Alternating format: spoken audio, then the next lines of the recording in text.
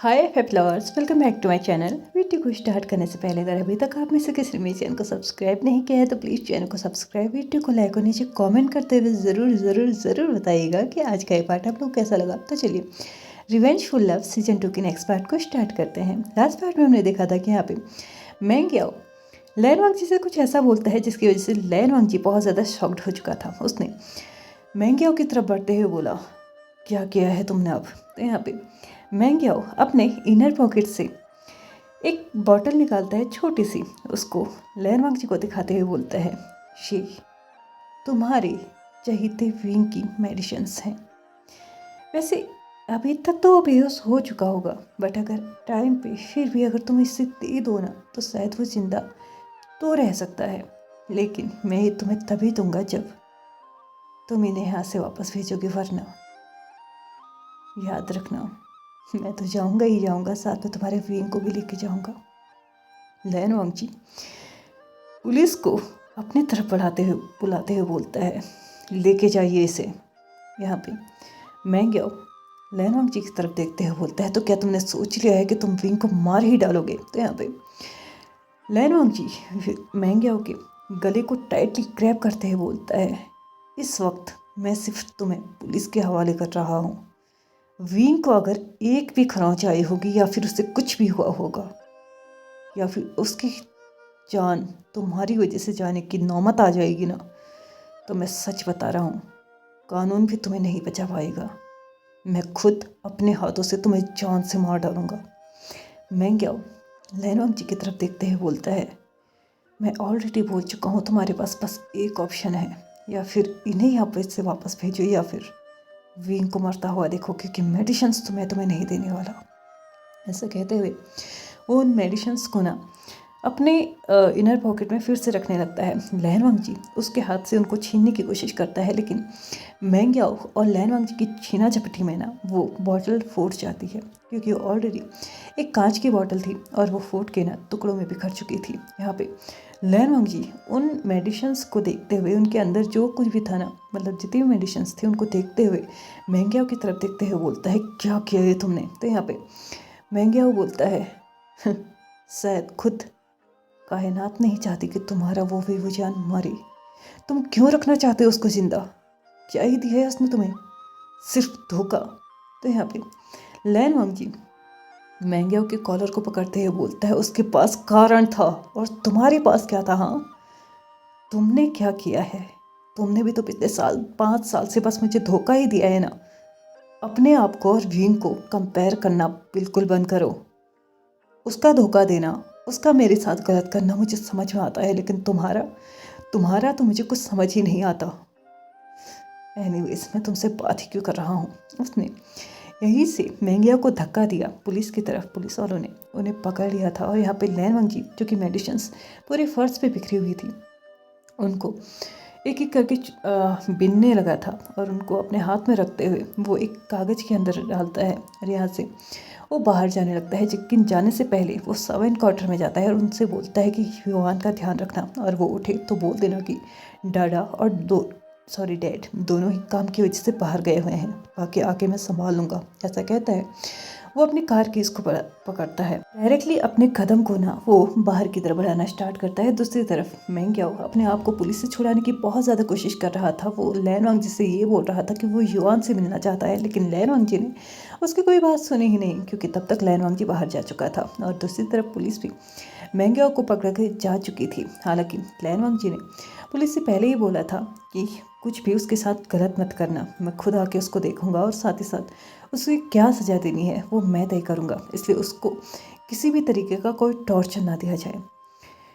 लैन वांगजी car में बैठता है और उसने अपनी कार को स्टार्ट कर दिया था। उसकी और विंग के घर की दूरी ऑलमोस्ट आधे घंटे की थी, लेकिन उस इंसान ने कार को इतनी स्पीड में दौड़ाया था कि उसकी और विंग के घर की दूरी सिर्फ और सिर्फ 15 से 16 मिनट में कंप्लीट हो चुकी थी। यहाँ पे लैन वांगजी जैसे ही विंग के घर के बाहर पहुँचता है तो उसने पहले दरवाज़ा खोलने की कोशिश की, जो कि बाहर से लॉक था और उसमें एक ताला भी लगा हुआ था। उसने उस ताले को खोलने की कोशिश की, लेकिन वो ताला खुल नहीं रहा था। यहाँ पे लैन वांगजी के पास कोई और ऑप्शन नहीं था, इसलिए उसने विंडो से ही अंदर जाने की कोशिश की। विंडो पे मिरर वाला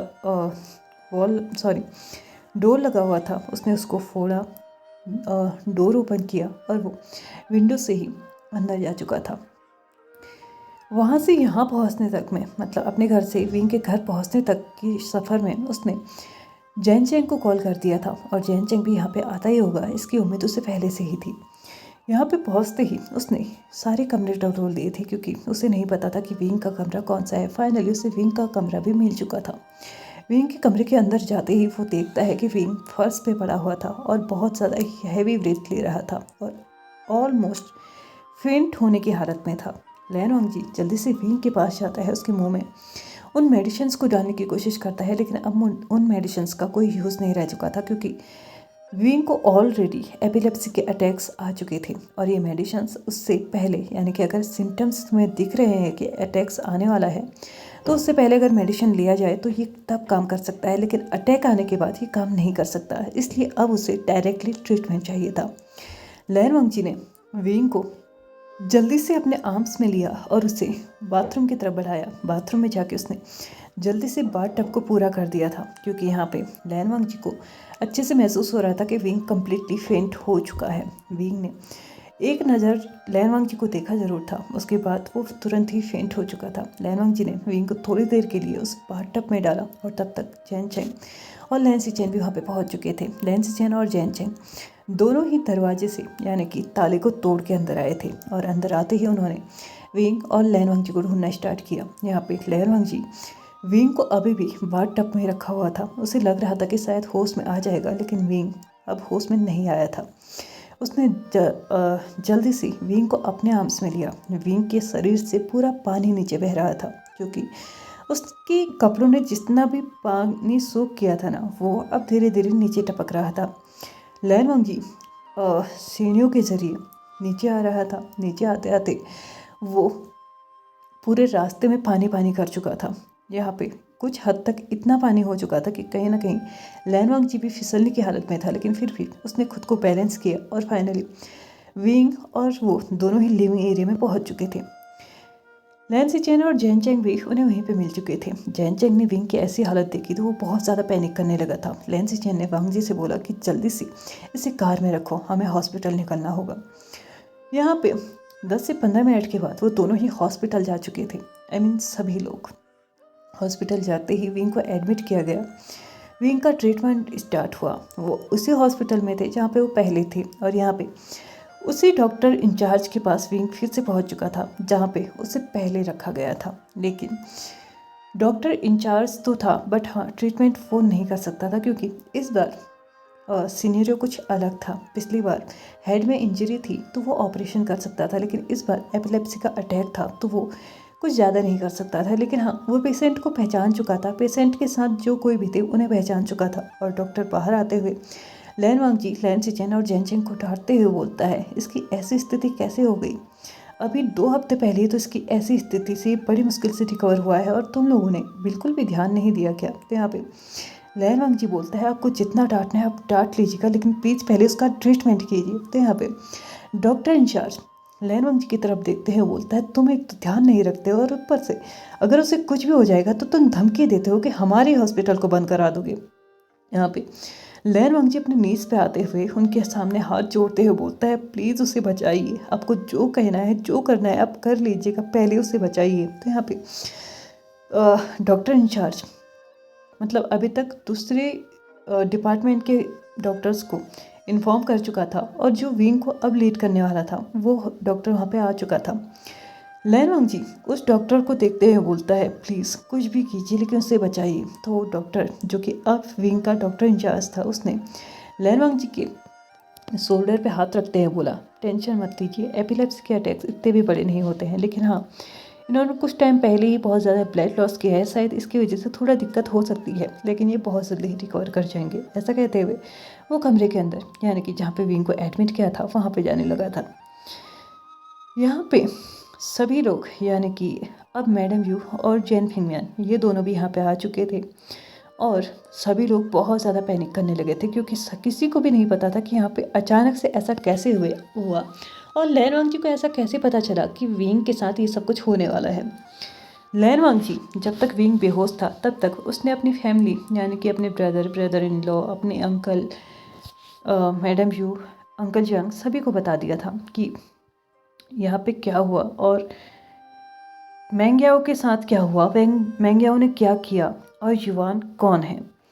यहाँ पे जब जैन चेंग को ये पता चलता है ना कि युवान लैन सिचैन का बेटा नहीं है, तो एक तरह से ना उसके दिल में बहुत ज़्यादा रिलीफ फील हो रहा था, क्योंकि जब उसने लैन वांगजी के मुँह से ये सुना था ना कि युवान यानी कि जो मतलब उस वक्त जो मैंग्याओ के पेट में बच्चा था वो उसके हस्बैंड का था, तो ये जान के ना वो बहुत ज़्यादा मतलब एकदम ऐसा फील कर रहा था जैसे कि एकदम ब्रेक हो चुका हो उसका हार्ट, क्योंकि जिस इंसान से उसने शादी की है उस इंसान का बच्चा कोई और लेके घूम रहा है।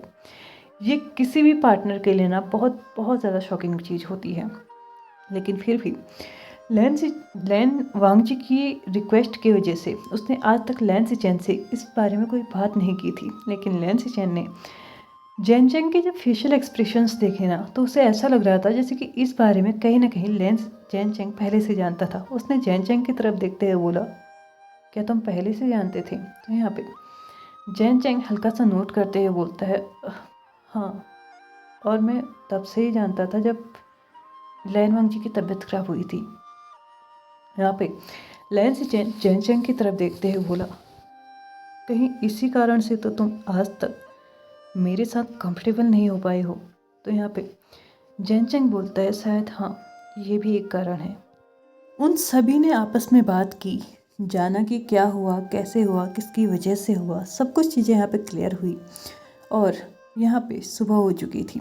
हालांकि हॉस्पिटल में सभी लोगों को रुकने की इजाज़त नहीं थी, इसीलिए हॉस्पिटल के पास जो एक छोटा सा होटल था, सभी लोगों ने वहाँ पे अपने लिए एक कमरा ले लिया था और रात भर वहीं पे रुके थे और लैन वांगजी हॉस्पिटल में था। नेक्स्ट मॉर्निंग सभी लोग फिर से वहीं पे जम चुके थे।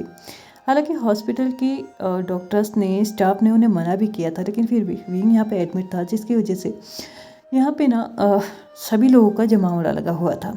विंग होश में आ चुका होता, लेकिन अभी तक उसे नींद के इंजेक्शंस दिए गए थे, क्योंकि उसे भी मेंटली और फिजिकली रेस्ट की ज़रूरत थी। इसलिए रात में डॉक्टर्स ने उसे नींद के इंजेक्शंस दे दिए थे, तो अभी तक वो आराम से सो रहा था और अब वो किसी भी वक्त होश में आ सकता था। इसलिए सभी लोग उसके आसपास जमावड़ा लगा के बैठे हुए थे। लैन वांगजी सभी से बोलता है कि प्लीज़ आप लोग यहाँ से चले जाइए, क्योंकि स्टाफ बार बार यही बोल रहा है कि हम में से ज़्यादा लोग यहाँ पे नहीं रह सकते। विंग को अगर होश आएगा तो मैं आप लोग को जल्दी से जल्दी बताने की कोशिश करूँगा। तो यहाँ पे सभी लोग उनकी बात मानते हैं। किसी को ऑफिस जाना था, किसी को घर जाना था, बच्चे छोड़े हुए थे, तो यहाँ पे सभी का जाना ज़रूरी भी था। लैन सिचैन लैन वांगजी से बोलता है, चिंता मत करो, युवान को हम घर लेके जाएंगे। जब तक तुम यहाँ पे सारी चीज़ें संभालते हो तब तक हम उसे घर पे संभाल लेंगे। मैडम ये बोलती हैं, ठीक है, मुझे भी ऑफिस निकलना है तो मैं भी चलती हूँ। इसी के साथ सभी लोग वहाँ से जा चुके थे। 1 घंटा निकल चुका था, विंग अभी भी होश में नहीं आया था, या ये कहो कि उठा नहीं था। बट अचानक से उसकी जिस वार्ड में विंग को रखा हुआ था ना, उस वार्ड का दरवाज़ा खुलता है और एक छोटी सी लड़की कमरे के अंदर आते हुए किसी दूसरे लड़के से, लड़के से नहीं, एक आदमी से बात करते हुए आ रही थी कि क्या सच में मेरे डाडा हॉस्पिटल में हैं? तो यहाँ पे वो इंसान बोलता है, हाँ प्रिंसेस, आपके डाडा हॉस्पिटल में हैं, लेकिन टेंशन मत लो, वो बिल्कुल ठीक है। यहाँ पे फाइनली जब वो दोनों इस रूम में एंटर करते हैं तो उन्होंने सामने लैन वांगजी को देखा था। वो छोटी सी लड़की जो अभी तक इस बात की टेंशन में थी कि क्या उसके डाडा ठीक हैं या नहीं, लेकिन अब लैन वांगजी को सामने देख के वो बहुत ज़्यादा एक्साइटेड हो चुकी थी। उसने अपने कदमों को तेज़ी से बढ़ाया और लैन वांगजी के पास गई और इसी के साथ चिल्लाया, डैड। लैन वांगजी जो कि स्टूल पे बैठा हुआ था, उसने अपने आप को स्टूल से नीचे लिया, उस छोटी सी बच्ची के सामने अपनी नीज़ पे आ गया और उसके फॉरहेड पे किस करते हुए बोला, तो क्या आपने मुझे पहचान लिया? तो यहाँ पे वो लड़की बहुत ही ज़्यादा प्राउडली बोलती है, हाँ, डैडा आपके बारे में मुझे अक्सर बताया करते थे और बहुत कुछ बताया करते थे। उन्होंने मुझे बताया कि आप कैसे दिखते हो, आपके कैसे बिहेवियर्स हैं, आपकी हैबिट्स क्या हैं, उन्होंने बहुत कुछ बताया था। उसने क्यूटली सब कुछ बोला था। तो यहाँ पे लैन वांगजी विंग की तरफ देखते हुए अपने मन में ही सोचने लगता है कि चलो कम से कम उसने उसकी लड़की को तो, उसकी बेटी को तो कुछ ऐसा नहीं बताया जो उसके खिलाफ था। यहाँ पे लैन वांगजी ने उस छोटी सी बेबी को अपने आर्म्स में लिया। बहुत देर तक उसने उसको फील किया। कहीं ना कहीं उसके आंखों में ना आज आंसू आने लगे थे, क्योंकि अपने ही अंश को उसने अपने सामने देखा था। लेकिन इतने सालों के बाद उसे आज तक ये पता ही नहीं था कि उसकी कोई बेटी भी है। उसने आज तक उन चीज़ों को फील ही नहीं किया था, महसूस ही नहीं किया था। हालांकि युवान के साथ वो बहुत ज़्यादा घुला मिला हुआ था और कहीं ना कहीं एक फादर वाली फीलिंग उसे आती थी। लेकिन फिर भी अभी जो फीलिंग उसे आ रही थी ना, वो एक अलग ही लेवल की थी। वो एक ऐसी खुशी दे रही थी जैसे कि मतलब लाइफ की आखिरी खुशी, उसका खुद का परिवार। और आज उसका खुद का परिवार उसके सामने था। लैन वांगजी ने उस छोटी सी बेबी उसको अपनी गोद में बैठाया और उसके बाद बोला, तो आपका नाम वो जी है। तो यहाँ पे वो लड़की क्यूटली नोट करते हुए बोलती है, हाँ, और आपको पता है वो जी का क्या मतलब है? तो यहाँ पे लैन वांगजी पाउडर बनाते हुए नाम ऐसे हिलाता है क्योंकि जबकि उसे अच्छे से पता था इसका क्या मतलब है। तो यहाँ पे वो लड़की लैन वांगजी की तरफ देखते हुए बोलती है कि आपको सच में नहीं पता? ओह, कोई बात नहीं, मैं आपको बताती हूँ। डाडा ने मेरा नाम वो जी रखा क्योंकि जी आपका नाम और वो डाडा का नाम। यहाँ पे क्यूटली उसने एक्सप्लेन किया और लैन वांगजी ने बहुत क्यूटली उसको रिप्लाई करते हुए बोला, सच्ची? तो यहाँ पे लड़की बोलती है, हाँ बिल्कुल सच्ची। लैन वांगजी इसके फॉरेहेड पे किस करते हुए बोलता है, तो मतलब आप मेरे और आपकी डैडा के एक क्यूट सा वर्जन हो। तो यहाँ पे वो लड़की क्यूटली नोट करते हुए बोलती है, हाँ बहुत ज़्यादा क्यूट। लैन वांगजी और उसकी बेबी, इन दोनों की ही बहुत सारी बातें हुई। उसके बाद अचानक से लैन वांगजी को नोटिस होता है कि यहाँ पे उसके ऊपर ना एक स्ट्रॉन्ग नहीं, मतलब हाँ एक गेज थी। उसने अपने सर को टर्न किया तो पहले उसने देखा कि विंग होश में आ चुका है। उसने जैसे ही विंग को होश में आया देखा तो उसने विंग से बोला, तुम होश में कब आए? तुम कब उठे? तुम बता नहीं सकते थे क्या? तुम्हें किसी चीज़ की ज़रूरत है क्या? तो यहाँ पे विंग अपने सर को ना में हिलाते हुए बोलता है, नहीं मैं ठीक हूँ। उसने फिर वेसांग की तरफ देखा और उसके बाद वेसांग से पूछा, तुम्हारी जर्नी ठीक रही क्या? तो यहाँ पे वेसांग बोलता है, हाँ बिल्कुल ठीक नहीं। विंग लैन वांगजी की तरफ देखते हुए बोलता है, बाय द वे ये दोनों यहाँ कब आए? तो यहाँ पे लैन वांगजी बोलता है, मैंने कल रात ही इन दोनों को इन्फॉर्म कर दिया था और मैं चाहता था कि अब वो जी मेरे साथ रहे, तुम्हारे साथ रहे। मैं नहीं चाहता कि अब हम दोनों या फिर हमारे बच्चे हमसे अलग रहें। क्या लैन वांगजी और विंग और इन लोगों की फैमिली एक हो पाएगी? ये तो हम देखेंगे आने वाले एपिसोड में, क्योंकि अभी मेरा टाइम हो चुका है इस पार्ट को यहीं पे ख़त्म करने का। तो चलिए फ्रेंड्स, आज के इस पार्ट को यहीं पे ख़त्म करते हुए, वीडियो पसंद आए तो please like share subscribe and comment करते हुए जाइएगा। Thank you so much for watching my video and bye bye.